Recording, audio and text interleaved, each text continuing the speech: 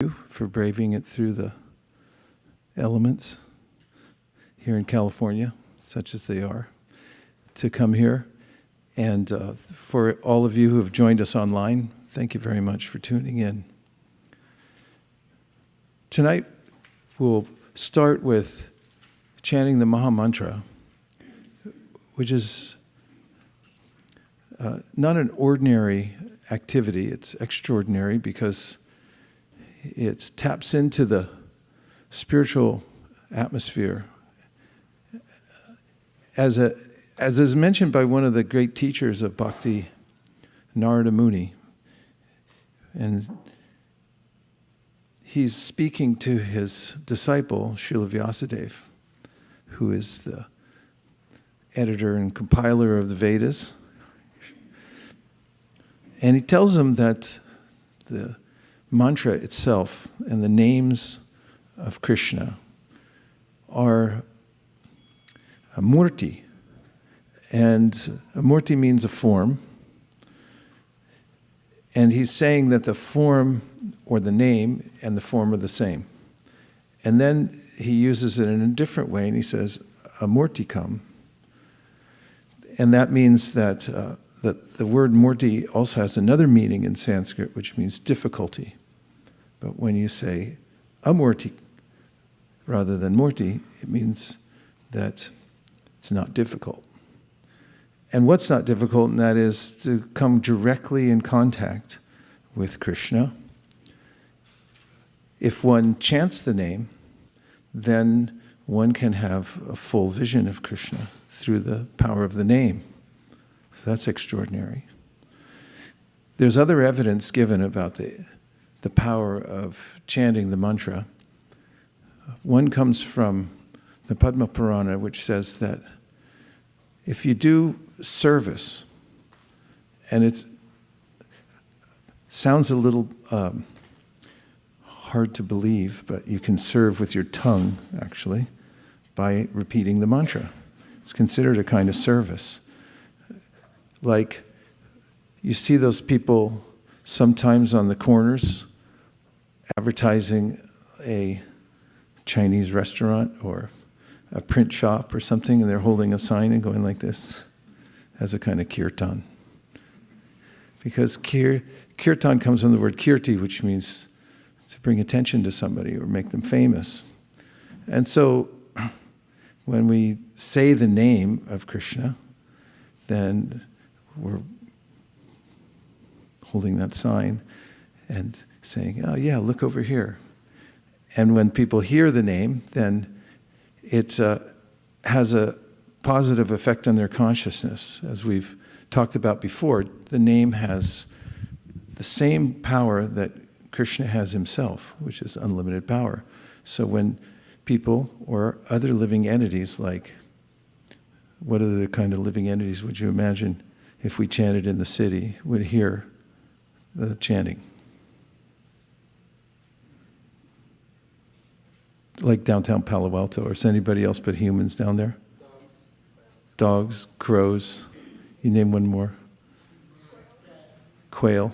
You could try to be a little more obscure. Mongoose. If a mongoose hears the chanting, it goes in little mongoose ears, then the mongoose gets benefit, spiritual benefit, because he's a spirit soul also, he's just in a mongoose body.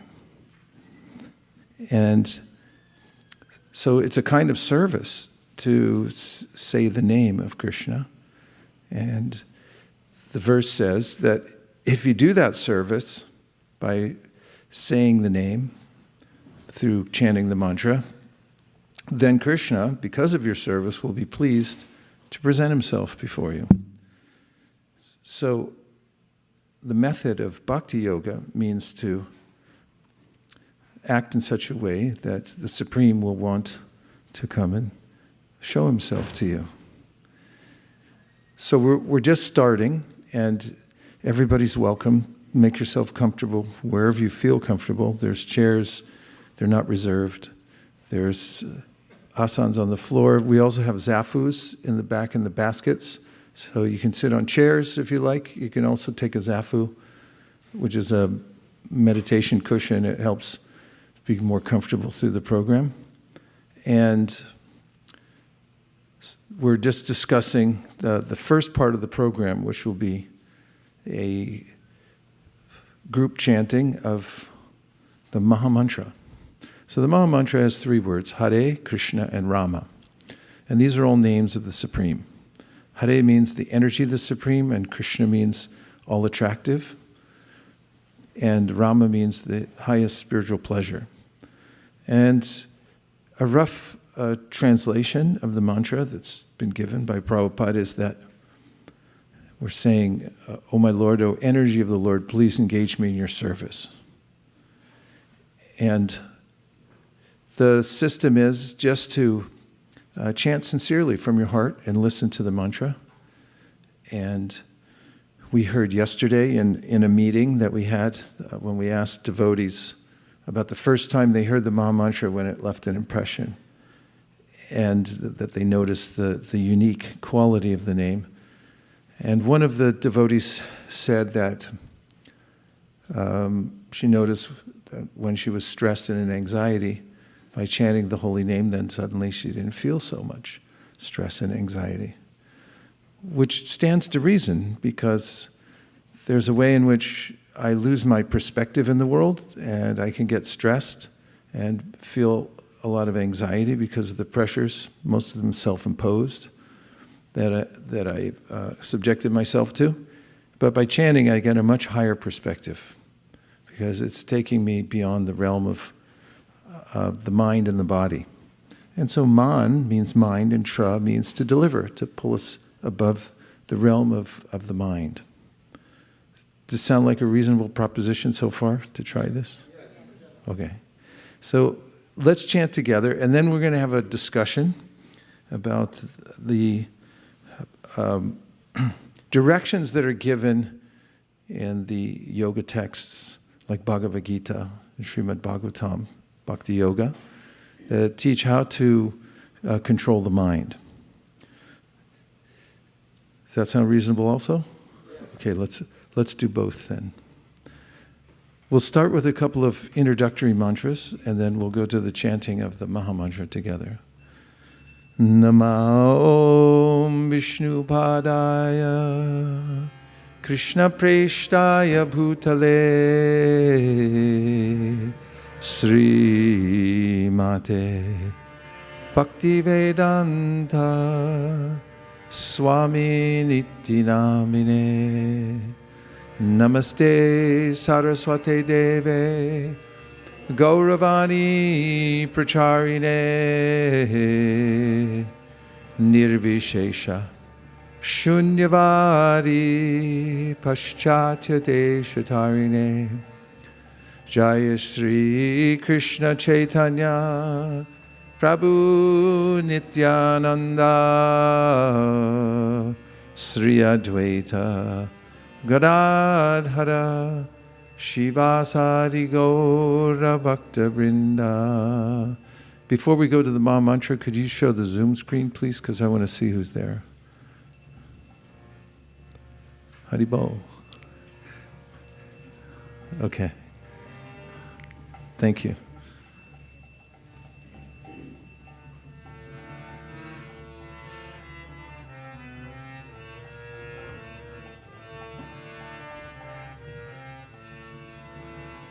Hare Krishna, Hare Krishna, Krishna Krishna, Hare Hare, Hare Rama, Hare Rama, Rama Rama, Hare Hare.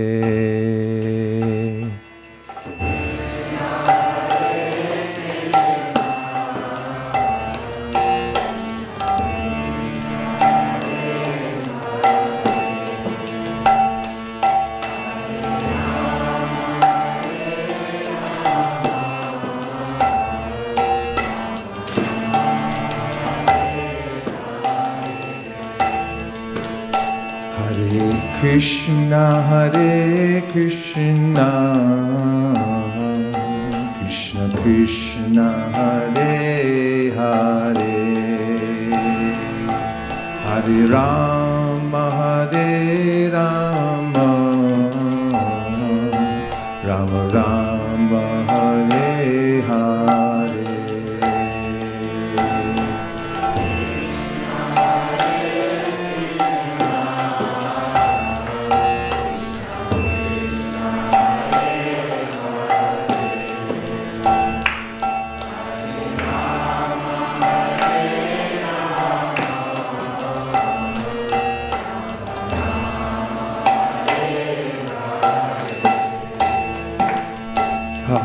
Krishna, Hare Krishna, Krishna Krishna, Hare Hare, Hare Rama, Hare Rama, Rama Rama, Hare Hare.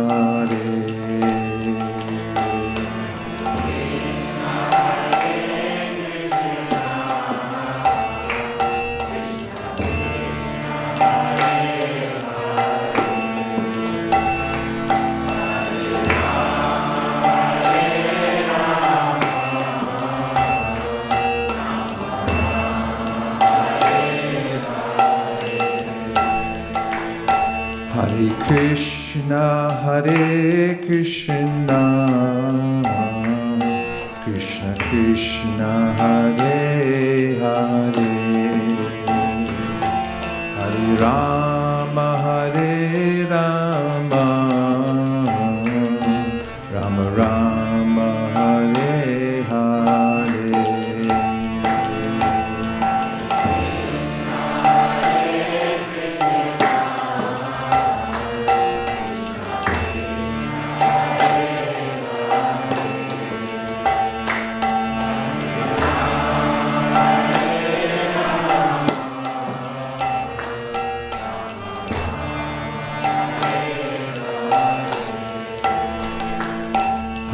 Krishna, Hare Krishna,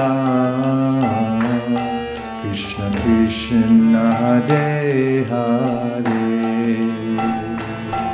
Hare Rama, Hare Rama, Rama Rama, Hare Hare.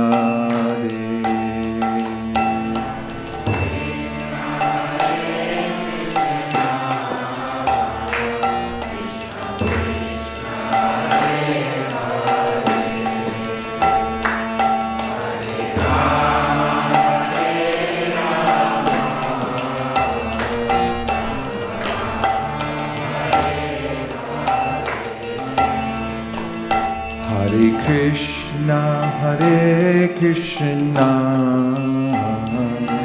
Krishna Krishna, Hare Hare, Hare Rama, Hare Rama, Rama Rama, Hare Hare.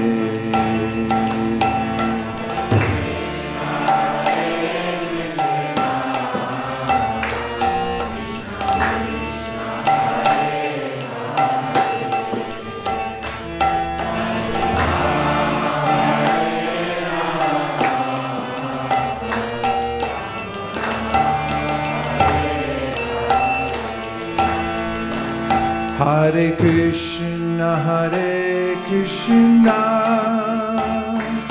Krishna Krishna, Hare Hare,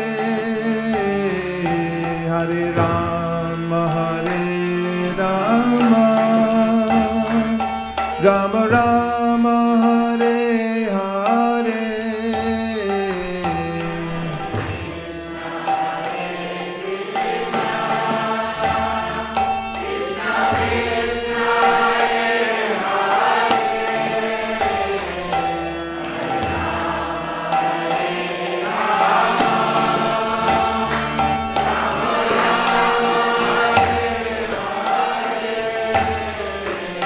Hare Krishna, Hare Krishna, Krishna Krishna Krishna Hare Hare Hare Rama Hare Rama Rama Rama Hare Hare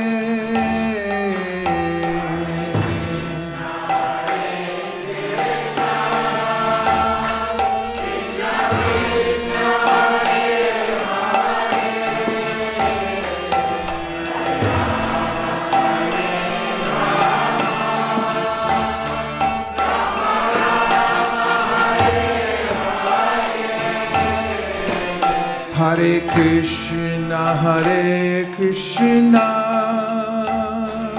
Krishna Krishna, Hare Hare, Hare Rama, Hare Rama, Rama Rama, Hare Hare.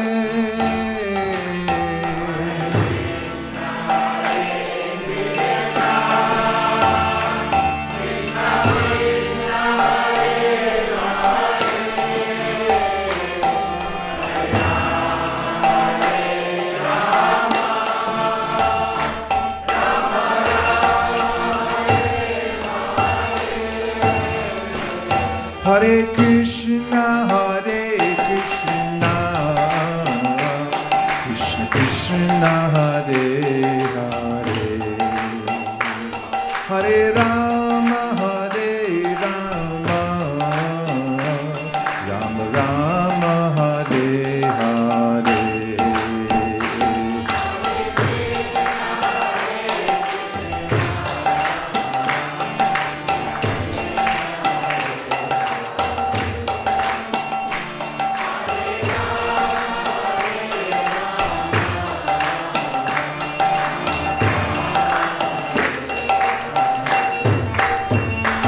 Hare Krishna, Hare Krishna,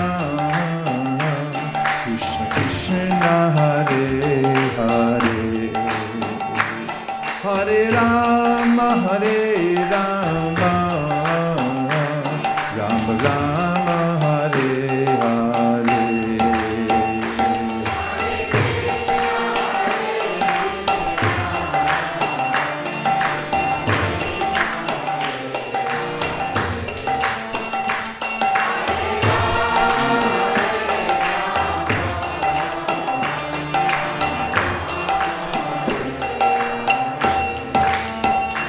Hare Krishna, Hare Krishna, Krishna Krishna, Hare Hare, Hare Rama, Hare Rama, Rama Rama, Hare Hare.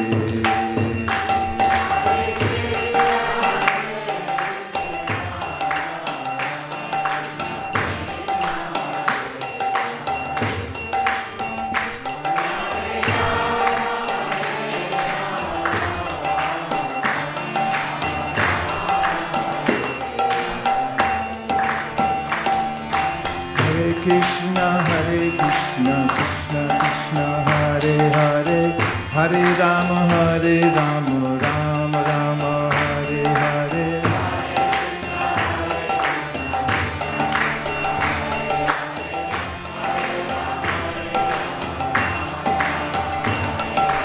Hare Krishna, Hare Krishna, Krishna Krishna, Hare Hare, Hare Rama, Hare Rama, Rama Rama, Hare Hare.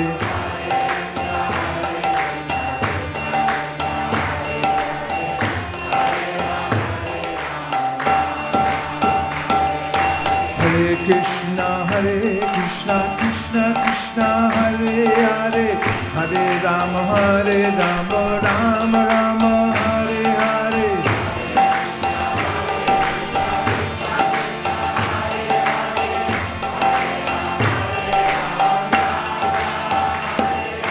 Hare Krishna, Hare Krishna, Krishna Krishna, Hare Hare, Hare Rama, Hare Rama, Rama Rama, Hare Hare.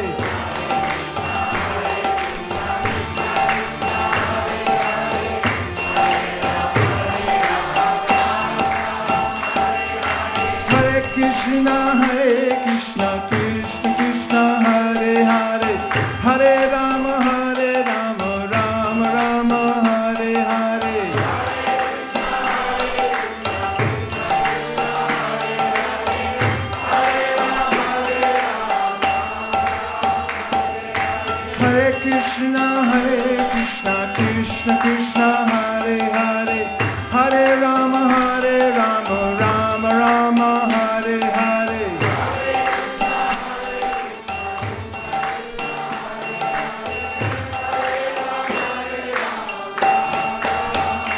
Hare Krishna,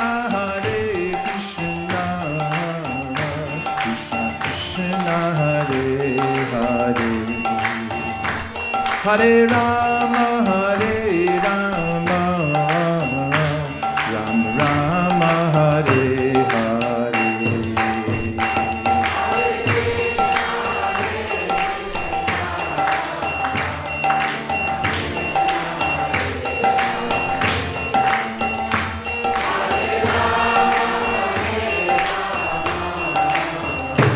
Rama Rama, Hare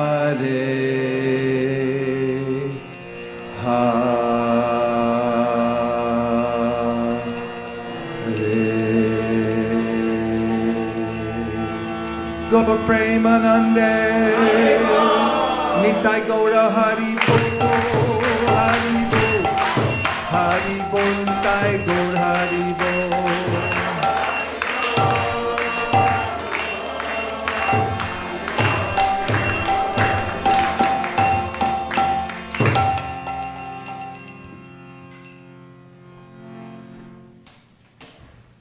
Thank you again for joining us here today.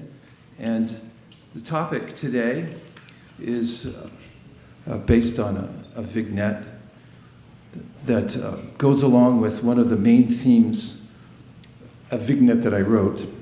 I hesitate to say that because why would I anyway be talking about something I wrote? Because it relates to one of the main themes of the Bhagavad Gita and the Srimad Bhagavatam for that matter.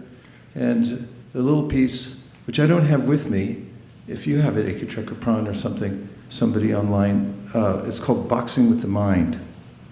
And, based on that, we're putting together a few parts that describe the nature of the mind and our relationship with it. How's your relationship, by the way, with your mind these days? A little iffy. It's an important topic, as mentioned by Krishna in the Bhagavad Gita. Because he says, does Krishna, that the mind can become our best friend or our worst enemy. And we may have experienced that all within the course of an hour. And I know once I was watching a toddler on a long flight and noticed that the intervals were shorter between crying and laughing. 1 minute crying, next minute laughing. These are all expressions generated from one's relationship with the mind. And so, did you find that vignette, by the way, Ekachakra? Or is it readily available? Yes, I'm just copying it into a document now and can share it. Okay. I think we'll just start with that because it kind of gives you an idea. You need the context for any of the kind of extended metaphor type of work I might be doing with this. As you'll find out in a minute, it has to do with a boxing ring. And the title of the vignette is Boxing with the Mind. And it has to do with the scenario of just one round. And some of you might be thinking, well, that sounds resonant with something that a lot of bhakti practitioners do every day. So we thought it was a nice fit also. Of course, most boxing matches don't go more than 12 or 14 rounds, some of them shorter, depending on the arrangement. Too bad the boxing world couldn't move up to 16 rounds. Then it would fit perfectly. Okay, so now, if you would you read it? Because your mic sounds pretty good. Okay. Hare Krishna. Boxing with the mind. Boxers meet in a ring and fight each other for a set number of rounds. Each round lasts 3 minutes, and each fight, called a bout, features up to 12 rounds. As a round begins, an official rings a bell and the fighters come out of their corners, touch gloves, and then begin boxing. Artfully dancing about, jabbing at one another with their gloves, each fighter seeks to gain an advantage. Often in a bout, one of the fighters wins by a knockout when he catches his challenger off guard and lands a decisive punch on his opponent's chin. Before this morning's japa, I shook hands with my mind, and then we faced off in the japa ring, exchanging hooks, jabs, feints, crosses, and combinations. Wary of my mind's tricks, I kept my defenses up, constantly bringing my attention back to the Maha Mantra, even as my adversary tried hard to knock me off my asana and to drag me away from my chanting.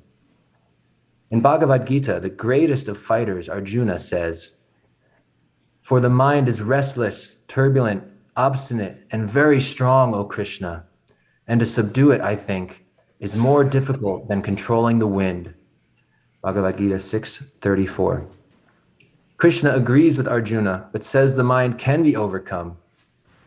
Lord Shri Krishna said, "O mighty armed son of Kunti, it is undoubtedly very difficult to curb the restless mind, but it is possible by suitable practice and by detachment." 635. Remembering the words of Krishna and Arjuna, I gained optimism, despite a slow start, and continued to chant, even as I faced a most potent rival. My resolve paid off at the beginning of the 8th round, when I caught an auspicious break and suddenly scored a decisive punch, sending my counterpart mind reeling against the ropes.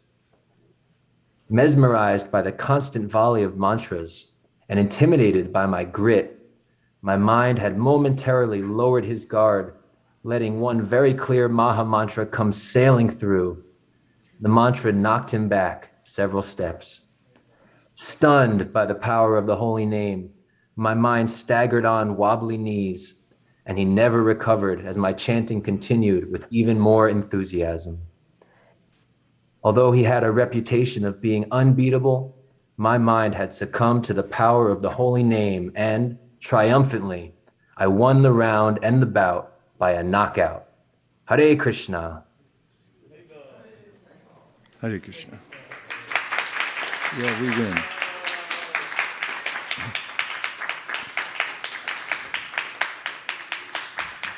So this fight is real, and it has serious consequences, because as Krishna describes in the Bhagavad Gita, right now, as we're in the material world, we're in a field of activities that is incompatible with our natures. And this he describes in the 13th chapter of the Gita, where he lists 24 elements of the material nature and goes through the listing of them, showing each element in its different parts. So out of the 24, if we can name them all, just to get an idea, the way Krishna does, he says, first of all, there are the great elements. He names earth, water, fire, air, and ether. And then he names intelligence, ego, and the unmanifested material nature. That's counted as one element before it becomes divided into various sections. How many is that so far? Thank you. Then you have the sense within. That is called the mind. And that's the chief of all the senses. It's the clearinghouse, where all the images from the outside world come through the portals of our senses, which are then listed. So there's 5 working senses and 5 knowledge acquiring senses. So the 5 working senses are the hands, the legs, the belly, the genital, and the elimination system. Is that 5? And then there's 5 knowledge-gathering senses, which are the eyes, the ears, the nose, the tongue. They're all up here. Command center. And sense of touch, which is fairly pervasive through the whole body. That's, how many do we have now? 19. We need a few more, huh? So then you have the 5 sense objects, which are taste, smell, touch, sight, and sound. So add those in. 24. We got there somehow or other. That's what we have to work with. That's called the field of activities. And then there are interactions, our interactions with the elements, which desire and hatred. What are the other two? Desire? Huh? Anyway, he names, does Krishna, the ways in which we interact with the three, with these 24 elements, we being the living entity who's is situated within the body, made up of all these elements, which are incidentally the same exact elements of which the material universe is comprised. So in this construct, the mind has the function of gathering all of the inputs from the outside world. So the eyes basically are like video cameras. They're looking out and they're recording everything. In fact, it's mentioned in an article I read about child development, that especially in the first 7 years, children are recording everything. So parents, everything they see goes in very deeply. In fact, the Srimad Bhagavatam and also the Yoga Sutras describe how we are always recording. All our senses are taking in input from the outside world, and it gets recorded inside the mind, which is like a digital cloud. It takes everything in. And it's not just from this lifetime, but it's from previous lifetimes as well. And then they get aggregated in the mind, and there's combinations and permutations of these latent impressions, which can be activated at any time. And these are called samskars. So Krishna mentions this in the Bhagavad Gita when Arjuna is asking about how one might fare if he or she takes to yoga and then practices for a while and then falls away. And Krishna talks about purva samskar, that you end up in the next life remembering because of the impressions of your practice from the last life. And you think, oh, maybe I'll take this up again. And this is the explanation given by Patanjali in the Yoga Sutras and Krishna in the Bhagavad Gita and so forth of why we have predisposition towards certain kinds of tastes, smells, and so forth. And of course, because of the force of these impressions, we get a particular kind of body. I know I'm repeating a few things I said yesterday because there's some overlap in the foundational points that I would like to make. And in fact, we get, as Krishna says in the Bhagavad Gita, a particular kind of body. This is of interest to us, I think, because of the aggregated impressions that we have in our mind when we leave this present body. And that's what compels us, impels us to take another physical body. Material nature arranges it for us based on our needs and our desires, which manifest when we leave this body as a strong force. It's what we're most interested in. And that is something that isn't reversible at the last moment. It has its own momentum. So we're carried in that way. So when we come into this life, we have a particular track that we're on based on the mind. And I'm going to read you a couple of statements by Krishna, one by Krishna himself, where he describes how, quote, all the senses have been under the control of the mind since time immemorial, and the mind himself never comes under the sway of any other. He is stronger than the strongest, and his godlike power is fearsome. Therefore, anyone who can bring the mind under control becomes the master of all the senses. So we're very fortunate to come into knowledge of what is creating our impulse, what are creating the impulses that move us in the world, and also the science of yoga, which describes how to reform the mind, how to refine it, how to make it our friend.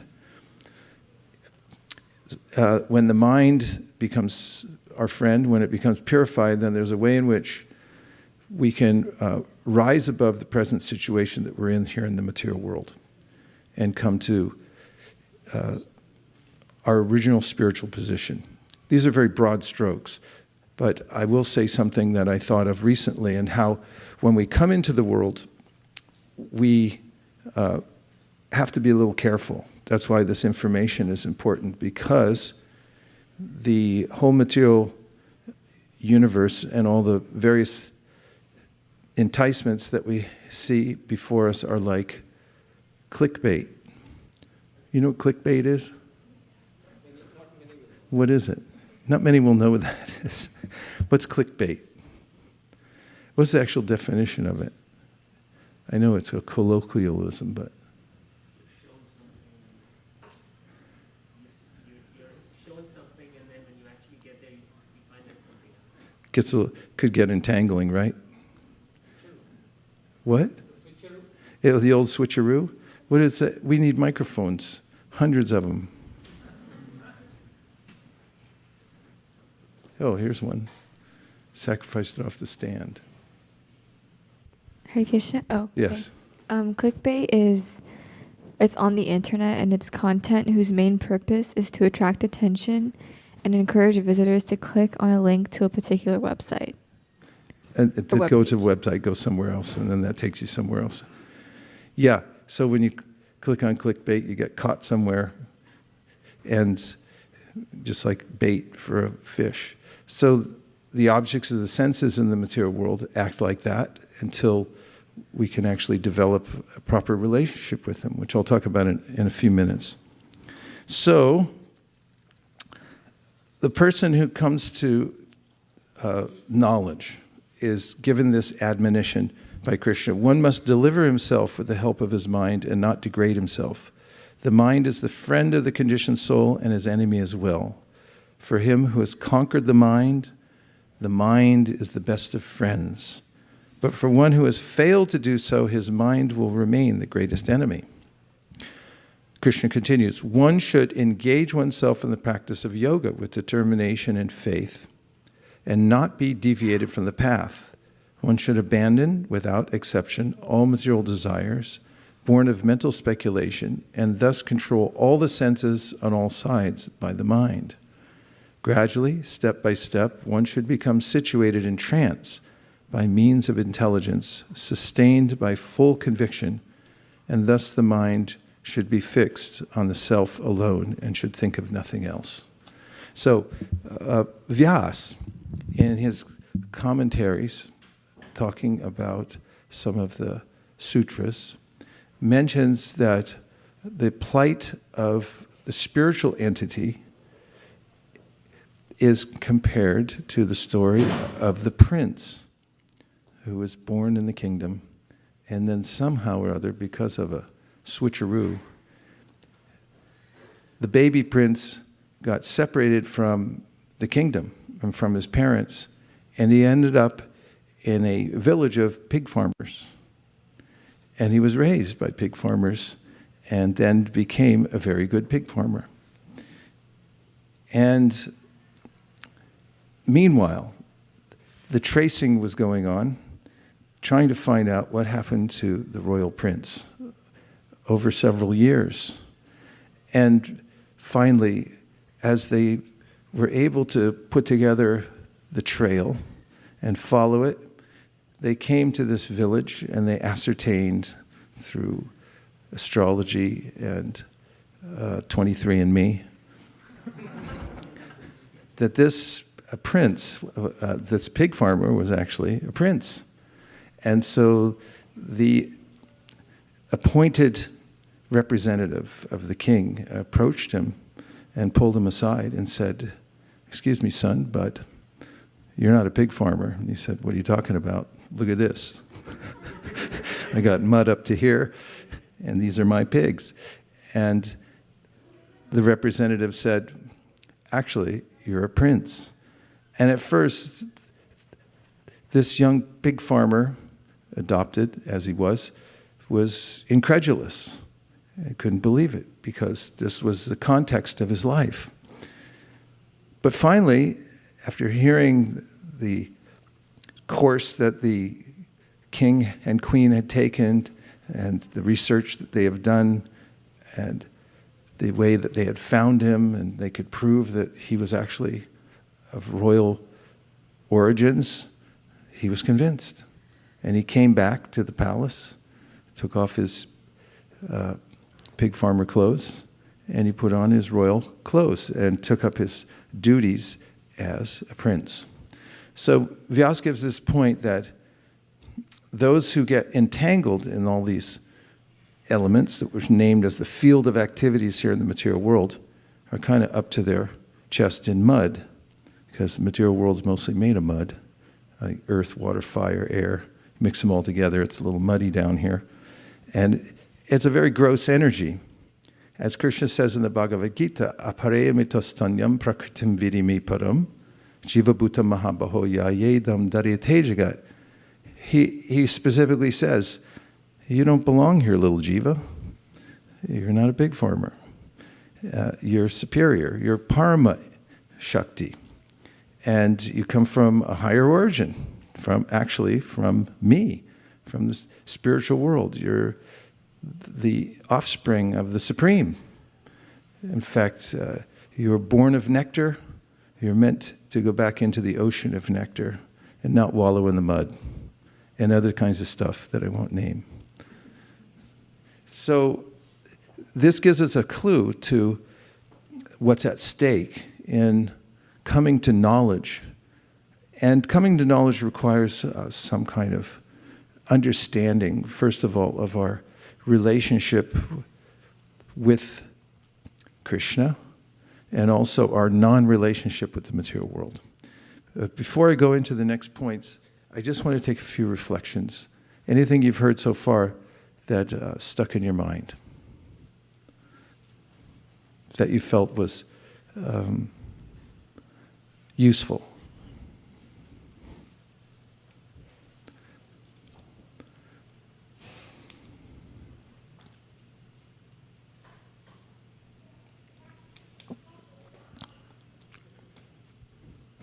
Yes.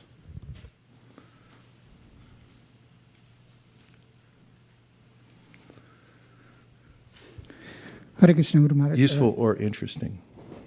Go ahead. I really like this point where you mentioned that, oh little jiva, you don't belong to this world. It's such a big relief because most of the energy and the time that my mind is trying to find a permanent settlement in this world. So I think it's a much bigger relief to me.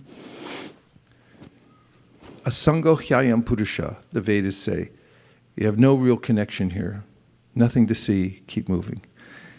It's not your place. And it is a relief, actually, because we're incompatible with matter and there's a lot of weird stuff going on here.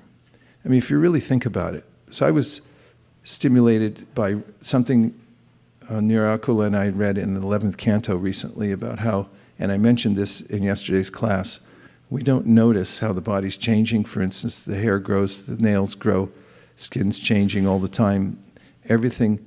But because time is so subtle, all we see is at the intervals, like, oh, that just happened. We don't see while it's happening. And the aging process also is very sneaky. One may notice at particular intervals, like at the end of a decade, it's like, oh, a decade went by, my body's changed, and so forth. And if you look at the intervals and you notice the way people are changing, it's rather odd, actually, that you have friends, you have family, and then all of a sudden they're gone. But everyone just takes it for granted that that's normal. It's like, no problem. What do you mean, no problem? Where did they go? And why is everything morphing into something else? That's an incompatibility with the nature of consciousness, which doesn't morph like that and has higher expectations. So it's beneath us, really, to hang out in this energy that's always changing. Yes, Malini. Prabhu, I like the boxing ring, the article that you wrote. It was really very nice. It's very relatable also because we have this battle every day. But the point that I really liked was when you said that there was one point where the mind was defeated, and there you said that it was defeated by the power of the holy name, not that I defeated the mind. That was very significant. Yes, I'm glad you brought that up because this is the recommended way that one is able to defeat the mind. So it seems impossible. I mentioned that vignette, the mind is known to be undefeated. Because maybe you go on a diet and you say like, okay, and then maybe you change your mind later and you have a gallon of ice cream and a spoon and you're in the corner and the ice cream's all gone and you say, what happened? And so the mind's going, ha ha ha. So there's this ongoing relationship, as Krishna mentioned. We read that quote earlier, from lifetime to lifetime, that the mind is the undisputed champion of the world. Nobody beats the mind. Everybody succumbs to the mind, except those who are able to pair up with Krishna and the holy name. So if somebody's able to do that, it's the greatest wonderment in the world. For instance, in the beginning of the Upadeshamrita, Rupa Goswami says that if someone is actually able to control the mind and the other senses, then that person becomes the champion of the world and can go around and help other people because it's not normal. It says everyone becomes that person's disciple because he or she was able to control the senses. Because the senses are the undisputed champions of the world, and the mind is the leader of all of them. So, yes? It's not a reflections question. Yes. Is the mind is the mind the same as the physical organ, the brain? Is the mind is the mind seated in the brain? Because you talked about consciousness. So if you take the brain out, then suddenly there's no consciousness. The person is like, they say that in medical science, if someone's brain dead, then the person he's not alive. He has no consciousness anymore. Well, if we take one of these light sockets out, the electricity's not going to come through also. So the energy, the soul is there, but it can't be manifest. It's manifest temporarily through a particular instrument that's being used. And the mind is a subtle element. It's not the gross matter or the gray matter itself. That's more like the light socket. But there's mind, intelligence and ego, manas, buddhi, and ahankar. So these are the three subtle elements that Krishna mentions. And the aggregate of those is called the chitta. And it's the physical location is not just in the brain. It's also mentioned to be in the heart region. There are different energy centers within the body, and they all have different functions. They're known as chakras. They start at the bottom of the spine, and there's several that go all the way up to the top of the head. And there are different functions at different levels. Each level or each energy center has a different function. Collectively, they're called the chitta. And the answer to the question is no, it's not just in the physical brain. But if you bash the light socket and it's no longer connected, you're not going to see the electricity coming through. 3 people on Zoom with a question. Okay. Please accept my humble obeisances, Jai Srila Prabhupada. Thank you. I like the point that eyes are recording all the time, and we are always recording, and the mind is the digital cloud. So I like that point. And since childhood, you mentioned that a baby's been recording, and we are always recording. So I like that point. Thank you so much. Thank you, Dhanavari. So we have this word content. Do you feel content? Yes, Guru. I can't hear anybody. Okay, you feel content. Dhanavari's always content. All the time. How about you? Do you all feel content? Sometimes? Our contentment is based on our content. It's spelled the same way, content and content. And we're containers. Our bodies, minds are there to be filled up with the sense objects in the environment. And depending on what we put in there, that's how we're going to express our consciousness. Purusha prakriti stohi bhunkte prakriti jan gunan, I quoted yesterday. Karanam guna sangosya. Because of our association, we take in various images and so forth and modes of nature. That will determine our state of consciousness. So a few more technicalities that come from the yoga teachings just about the mind. And this has to do with the system of the mind, which is made up of the subtle body called the mind, intelligence, and ego.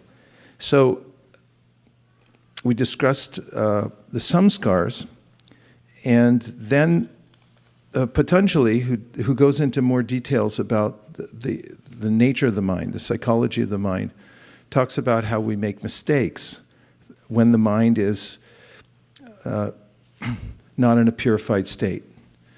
So one of the ways he describes it is that the mind is a surface like a screen. And of course, he gives this image of a pot of water. And then if you put the pot of water outside on a full moon night, or any manifestation of the moon, there'll be a reflection of the moon in the water. So we're seeing a reflection of the world on the surface of our mind. Now, what happens if you move the water in the pot? Then it appears that the mind is moving. So similarly, when the mind becomes disturbed, then the world looks like it's disturbed also. So that explains it, doesn't it?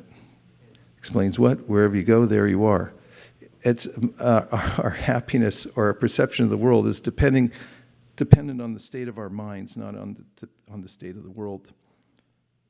Because you can be, as Robert Blake said, the poet said, you can be in heaven and turn it into hell, and be in hell and turn it into heaven based on the state of your mind. You can see this if somebody's hallucinating due to an imbalance in their minds or due to some kind of intoxication. They may be sitting there in a stable living room, for instance, and they may be alarmed that the couch is melting. The couch isn't melting, but the chitta is disturbed. It's apparently stable inside the room. Rug is still there. It didn't turn into waves with sharks in it. But the mind is moving in that way, so therefore I see it like that. So there are ways in which Patanjali specifically mentions how there's mistakes that take place in the mind. And some of them have to do with accepting the impermanent to be permanent. He said this is a big mistake that causes us a lot of trouble. And there's three more, and they all relate to misidentifying myself as the body. The second is that I accept the impure to be pure. The third is I accept pain to be happiness. And I accept the non-self to be the self. These are all the results of mistakenly thinking that I'm the mind and body. I identify with the mind and I identify with the body. And then he talks about how the mind has various afflictions. So I'll just tell you about three of the afflictions he mentions: raga, dvesha, and abhinibheshita. So raga means attachment to certain things based on my past experience. So let's say in your last life you were married to somebody who was really fat and bald. And so in this lifetime, when you see a fat, bald person, you think, oh, I love that person. And you become attracted because that's your impression that becomes manifest. This is raga. I'm attached to certain things. Why am I attached to, I'm a red state, I'm a blue state, I'm a whatever state of mind I'm in, red, blue, yellow, because of previous associations. And this is raga. I get attached to certain things. I don't know why, I just am. Why are you attached to a certain team? Because I grew up there and everybody was attached to that certain team. You know. So then dvesha is the opposite side of the coin, which is that you're averse to it. I'm averse to certain type of things. Any foods you don't like, particularly? Can you name just one? Which? You don't like papaya? Okay. No judgment.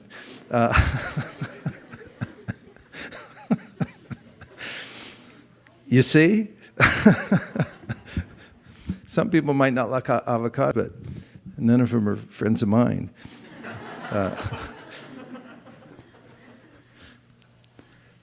For long. That's just because I grew up in California. They fed me avocados and artichokes when I was a kid, and I thought, yeah, I'm a Californian. I like avocados and artichokes. That's just the way I am. It's a state of mind, raga, dvesha. But abhinibheshita is a full absorption in not wanting to not exist. That was hard. You have to know algebra to actually, two negatives make a positive. So this means that because I've left my physical body so many times in the past. How many times? Well, let's just say there's a sage that's mentioned. There's a story about a sage who could recall 10, all his life, every body he was in for 10 kalpas.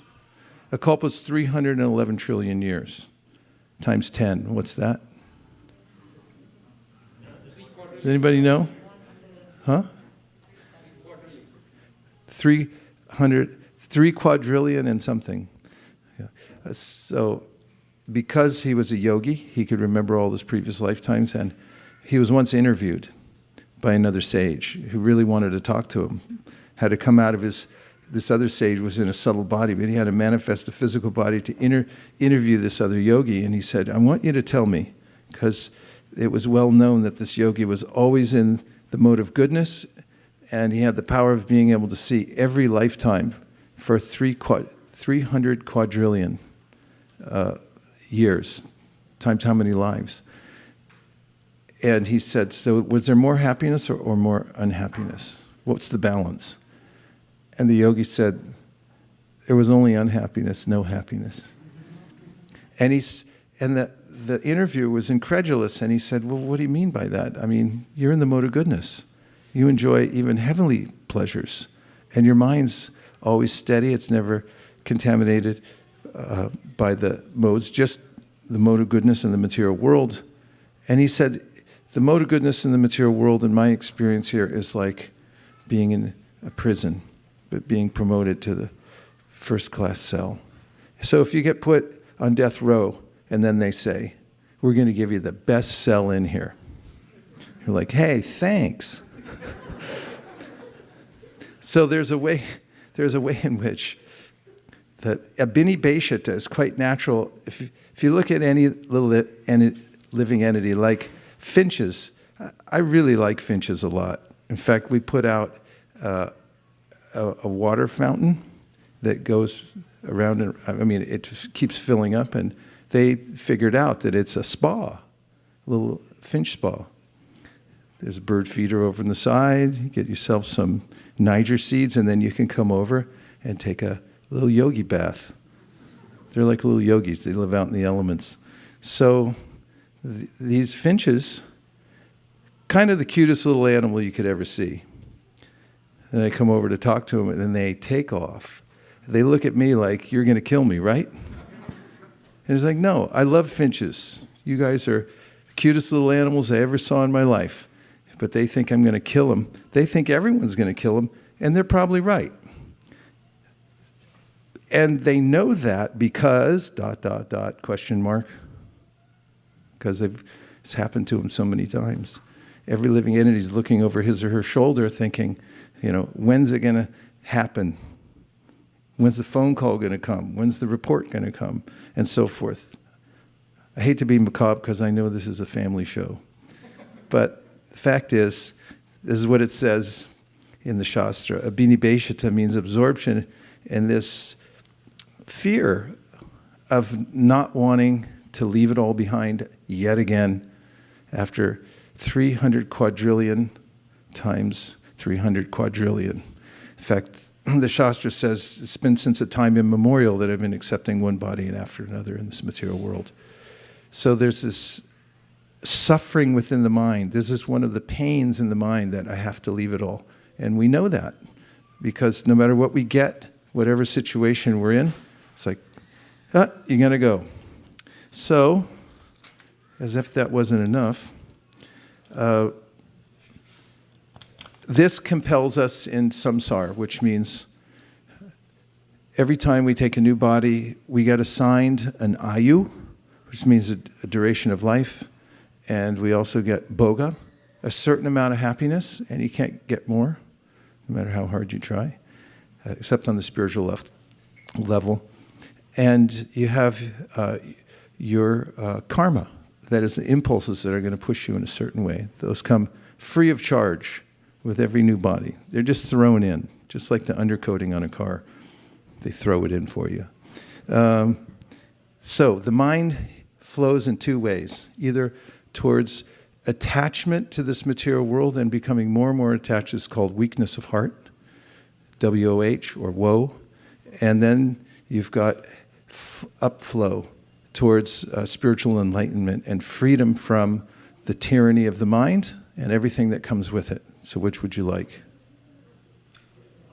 Come on, you got to raise your hand fast. Okay, I'll give you two choices. Would you like the upflow towards self-realization and detachment from the mind and attachment to the spiritual world? A, or B, downflow into the material world? Okay, thank you. A. So this gives kind of an outline of our existential situation, having accepted a particular apparatus that contains also a mind. And then there are instructions, which come next in the second section, about how to work with the mind so that it becomes your friend. But before I go on, which I won't do much, we're going to go back to chanting. I'm going to talk about it in the next class. But what other reflections do you have? Did I leave one on the board? Ashraya Madhav is here. Well, that's a big deal. Okay, go ahead, Prabhu. Hare Krishna, Guru Maharaj. The last statements, the few choices you made is, I don't know, you probably read my mind there, because that's exactly I was going to say, on the second chapter of Bhagavad Gita, Lord Krishna, in the verse 59, 60, and 61, that's what he's saying, that the senses are so powerful that even a person of discrimination is trying to control it, gets carried away. And there Lord Krishna is saying that until you have that higher taste, by focusing on me, you develop that concentration on me, this thing will keep happening. You will keep getting carried away by the strong senses. Yeah, and that's terrible, and I hate to leave you in that situation. So although I said I'd say it in the next class, I'm going to say it now.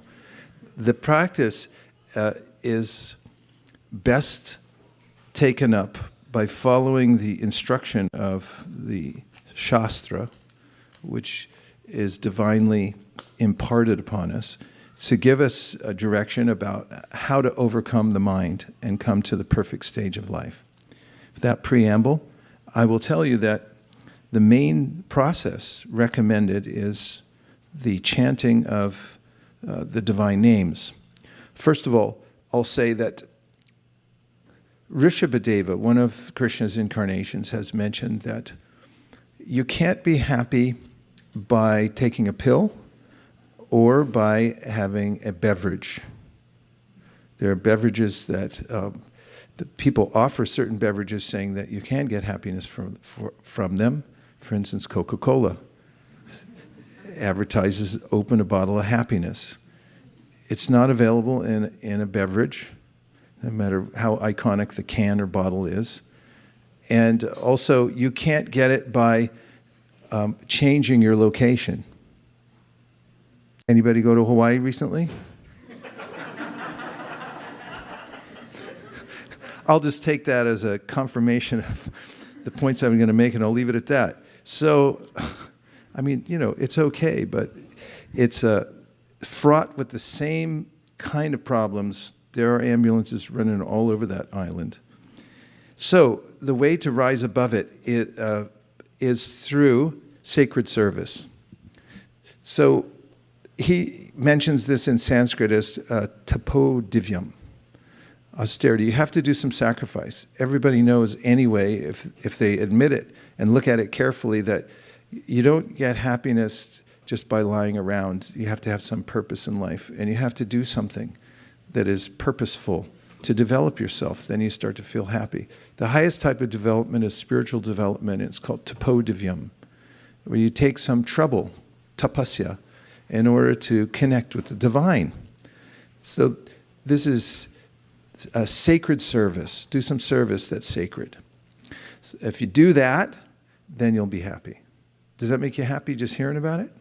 So the best way to do it, according to the ancient Shastras, we're reading just now, just went through the section of Karabhajana Muni in the 11th canto, and he gives several pointers about how in this particular age, the main process is to chant the names of God. So you could do that, and it'll work. So much so that one of the scriptures, called the Padma Purana, says that if you are chanting daily and you feel like you're not doing a very good job of it, anyone? Did that invite Siri to talk? I can hear back there. Siri? No, it did. Okay. What does she want? She was just answering the question. Okay. So if you feel like you're not doing very well at your chanting, the Padma Purana says, keep chanting. Because the name is so powerful, and if you keep doing it, then even though you may start off by chanting even offensively, because you just can't help yourself, if you don't stop and you keep going, the name will overcome the offenses and you'll come to the perfect stage. How does that make you feel? Good, right? Say yay. All right, so then we have a little poem that's attributed to Bhaktivinoda Thakur. I'd have to ask Manjula Kanta about it, because I think she's the one who put it on my Google Doc, but it says, your mind is wandering all over the universe when you chant, chant anyway. Your mind is wandering to the past and future when you chant, chant anyway. You are not able to concentrate on Krishna's names while you chant. You have no taste for chanting. You have lusty desires, chant anyway. You're making offenses in chanting. You're not praying to Krishna to help you chant better. You often chant late at night. Okay. So why? Why should you chant despite all the above obstacles? There's no vow like chanting the holy name, no knowledge superior to it, no meditation which comes anywhere near it, and it gives the highest result. No penance is equal to it, and nothing is as potent or powerful as the holy name. Chanting is the greatest act of piety and the supreme refuge. Even the words of the Vedas do not possess sufficient power to describe its magnitude. Chanting is the highest path to liberation, peace, and eternal life. It's the pinnacle of devotion, the heart's joyous proclivity and attraction, and the best form of remembrance of Supreme Lord. The holy name has appeared solely for the benefit of the living entities as their Lord and Master, their supreme worshipable object, and their spiritual guide and mentor. Whoever continuously chants Lord Krishna's holy name, even in his or her sleep, can easily realize that the name is a direct manifestation of Krishna himself despite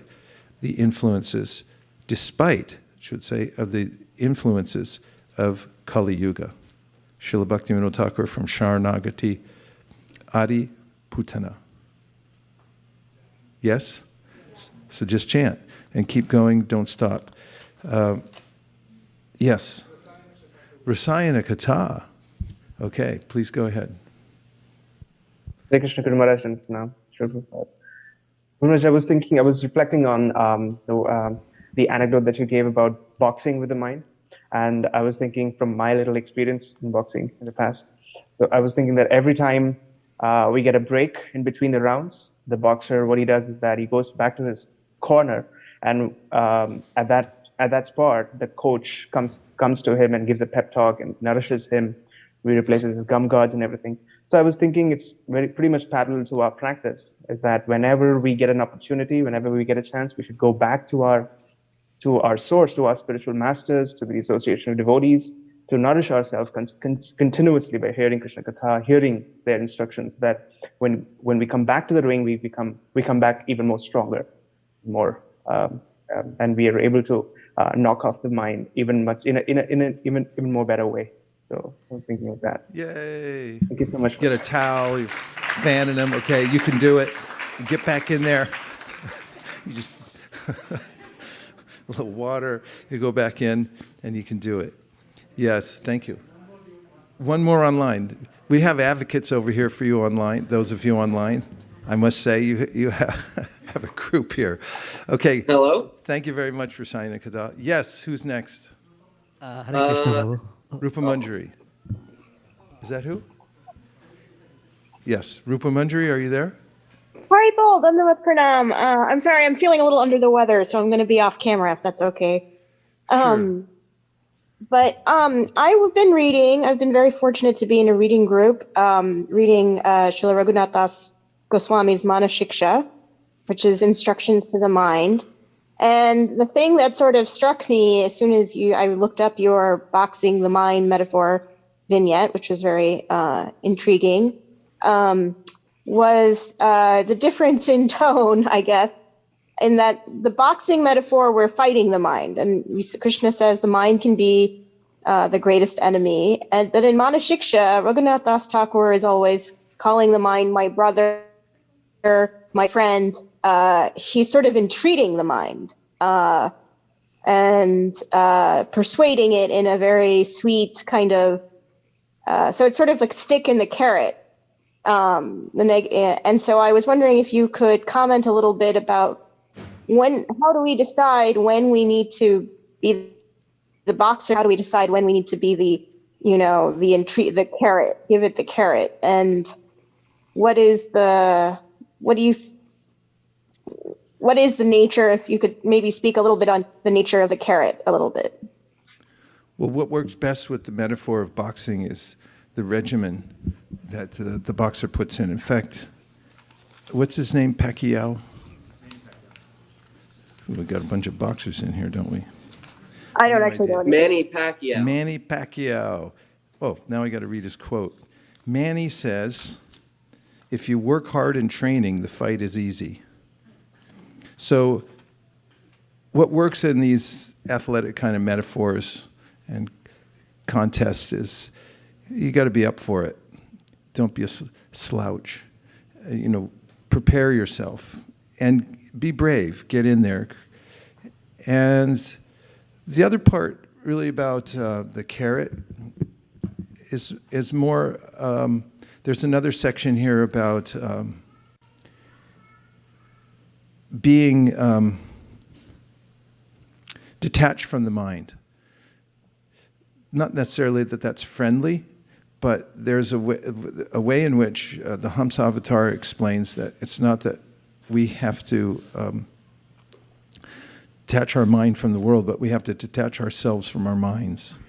And there's a way to do that by being neutral to the mind.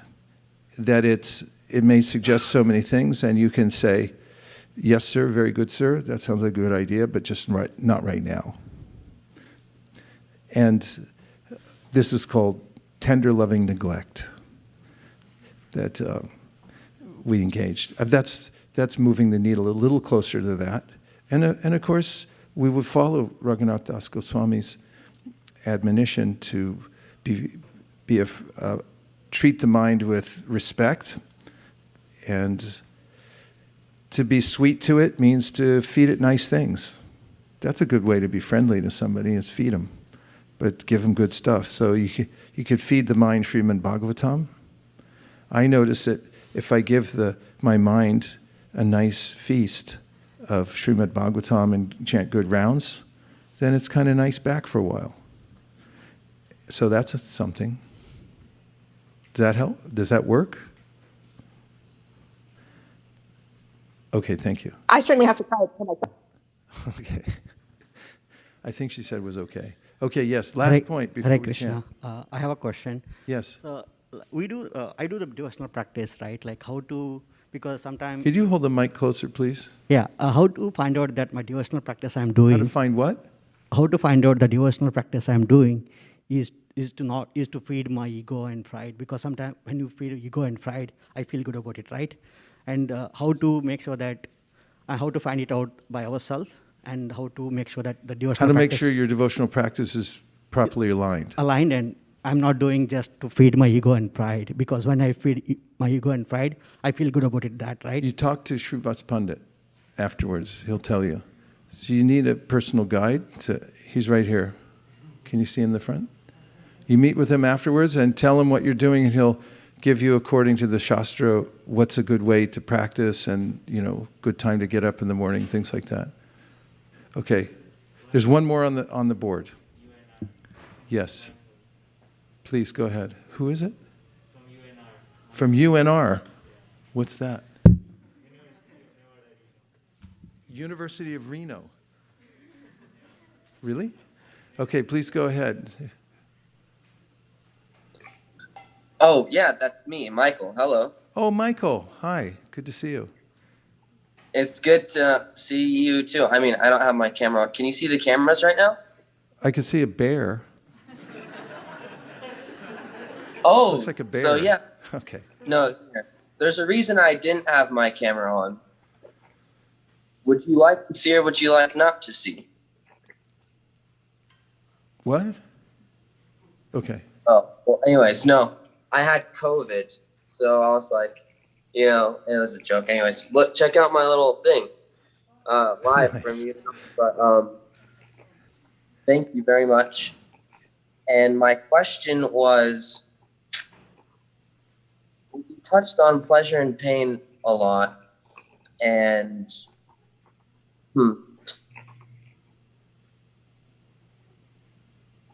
I'm going to pass it back to the last person. Okay. Well, we'd like to offer a prayer that you recover quickly and with full strength. And that's coming from our hearts. Om Tat Sat. Feel better soon. Thank you. Thank you, Michael. Good to see you. And now we have, yes? Now we have one more. Yes. Radhaballabha Prabhu, please pass the mic.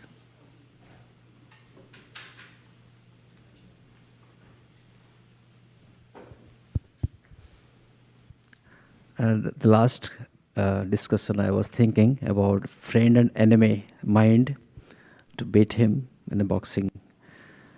So Mataji was asking the question, I was thinking Krishna says mind is both friend as well as enemy, but he says conquered mind is friend. So initially we have to do the boxing, fight, beat him. And if you see a typical boxing match, I mean, I sometimes watch. Once the person beats the other person is little, like this, and raise the hand and kind of friendly, and they embrace each other and go, right? So that point, the mind becomes friend. Then we can say, hello, my friend, and hello, brother, whatever it is. But till that time, we have to, whatever you were saying in the beginning, we have to fight. Yes, thank you very much for resolving that. He's a resolver because his heart is so soft. And there's also a mention in the Bhagavatam that even if the mind seems to be a friend, you should still be on guard, because the example is given of a wild animal. Sometimes people, they're like, yeah, I keep a bear in my house, we're good friends, and then it's like, what happened to Larry? It's like, he got eaten by a bear.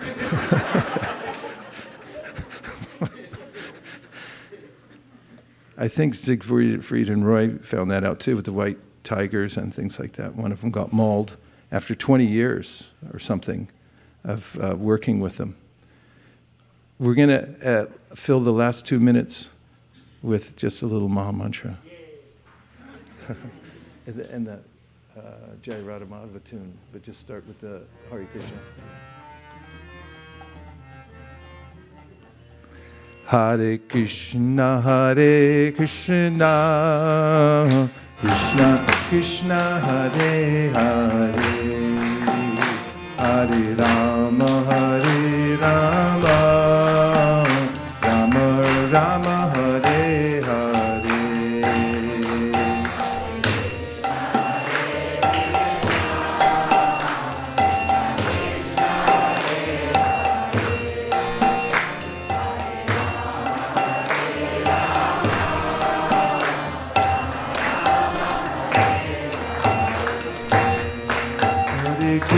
Hare Krishna, Krishna Krishna, Hare Hare, Hare Rama, Rama Rama, Hare Hare.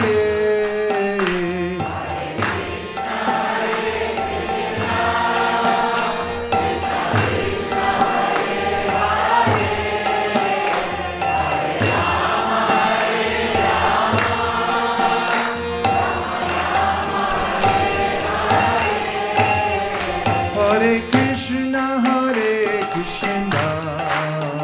Krishna Krishna, Hare Hare, Hare Rama,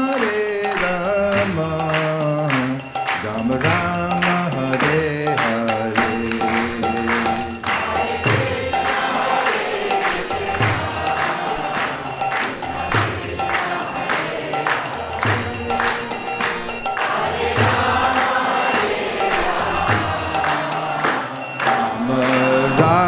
Rama, Hare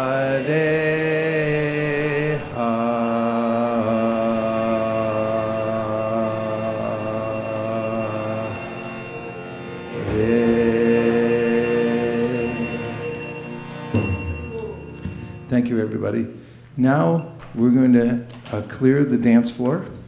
We'll move the rug and we'll put all the asanas back. And then we're going to have an artik ceremony. And just after that, we'll be passing out Krishna prashadam, spiritual food for everybody to go. And during the artik, please feel free to sway, or if you'd like to dance a little bit. It's perfectly bona fide process, as introduced by Sri Chaitanya Mahaprabhu. Thank you very much. Hare Krishna.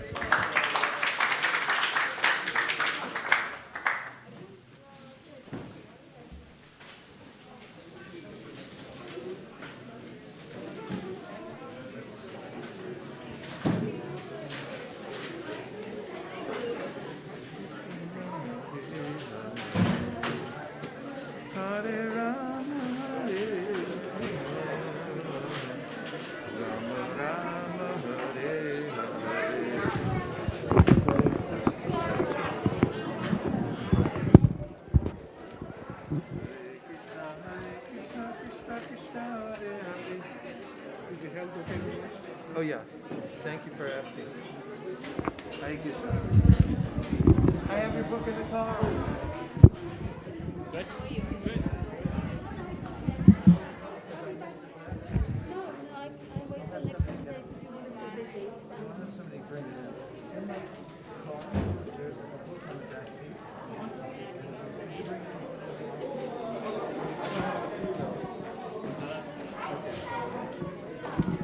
I just have to make sure it's out of the car. That's fine. Thank you very much. Thank you. Hare Krishna. Thank you. Yeah, thank you.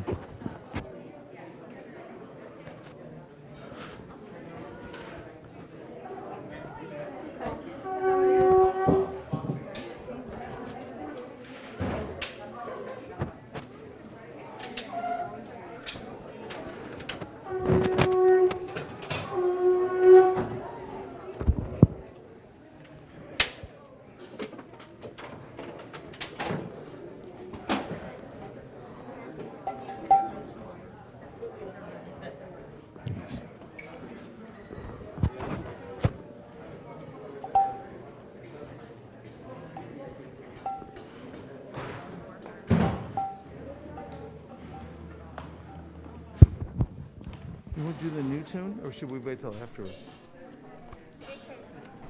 You can try it, eh? You can try it? Yeah. The Maum? Yeah, yeah.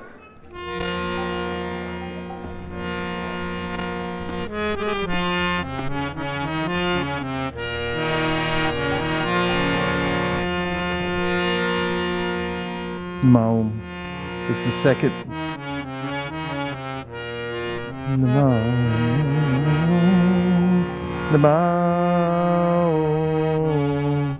Vishnu Padaya Krishna Prashtaya Bhutale Srimate Bhakti Vedanta Swami Namine Namaste Vishnu Padaya Krishna Prashtaya Bhutale Srimate Bhakti Vedanta Swami Namine Namaste Saraswate Deve Gauravani Pracharine Nirvishesha Shunyavadi Paschatya Deshatarine Namaste Saraswate Deve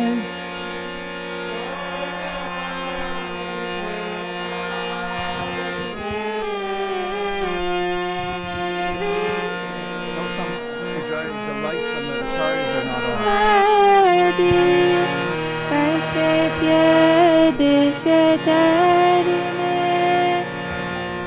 Jai Shri Krishna Chaitanya Prabhu Nityananda Sri Advaita Gadadhar Shivasari Gaura Bhakta Vrinda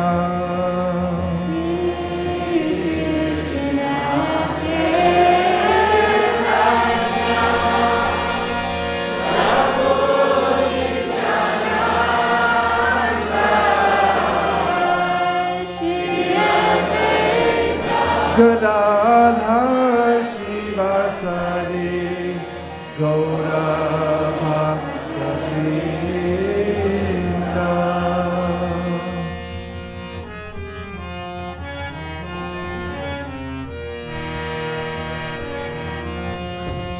Hare Krishna, Hare Krishna, Krishna Krishna, Hare Hare, Hare Rama, Hare Rama, Rama Rama, Hare Hare.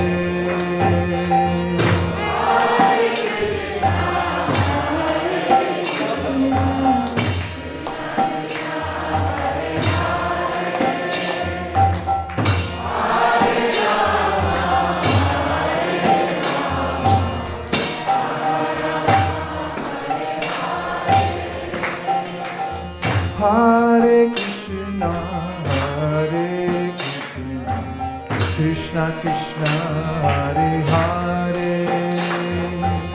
Hare Rama, Hare Rama, Rama Rama, Hare Hare.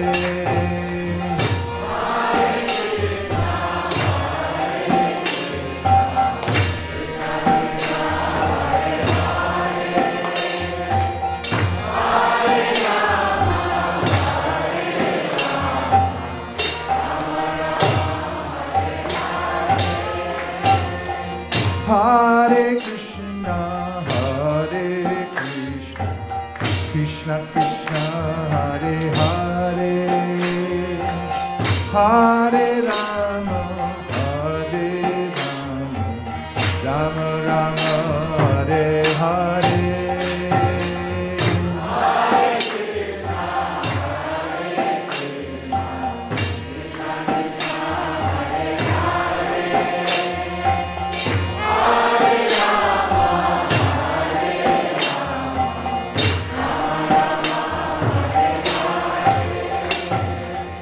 Hare Krishna, Hare Krishna, Krishna Krishna, Hare Hare, Hare Rama, Hare Rama, Rama Rama, Hare Hare.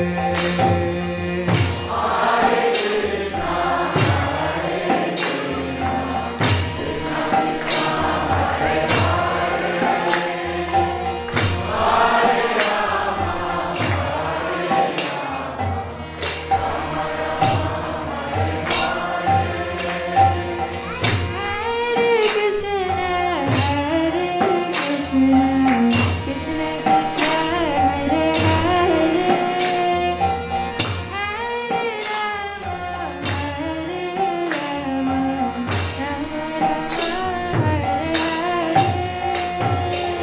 Hare Krishna, Hare Krishna, Krishna Krishna, Hare Hare, Hare Rama, Hare Rama,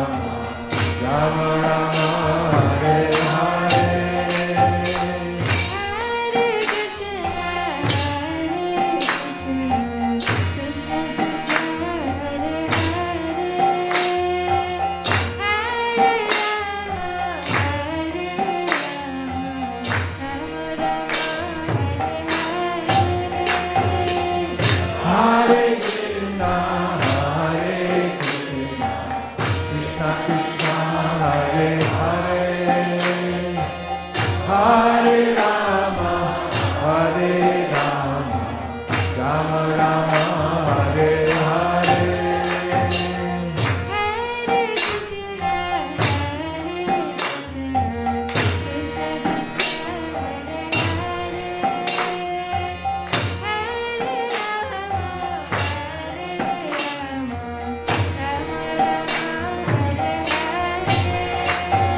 Hare Krishna, Hare Krishna, Krishna Krishna, Hare Hare, Hare Rama, Hare Rama, Rama Rama, Hare Hare, Hare Krishna, Hare Krishna, Krishna Krishna, Hare Hare,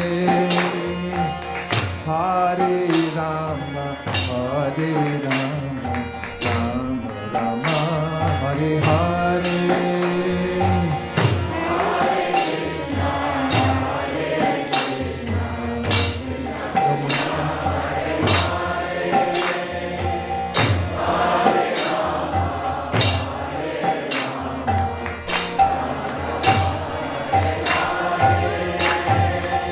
Hare Krishna, Krishna Krishna, Hare Hare, Hare Rama, Rama Rama, Hare Hare.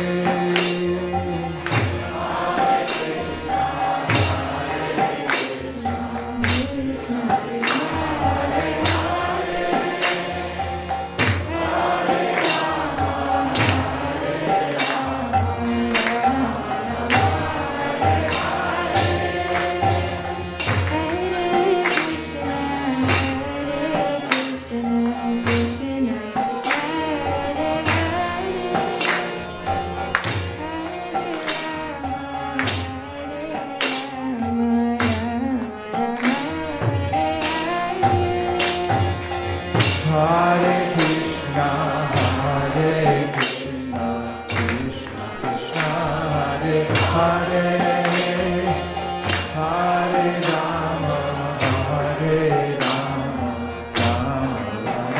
Hare Hare.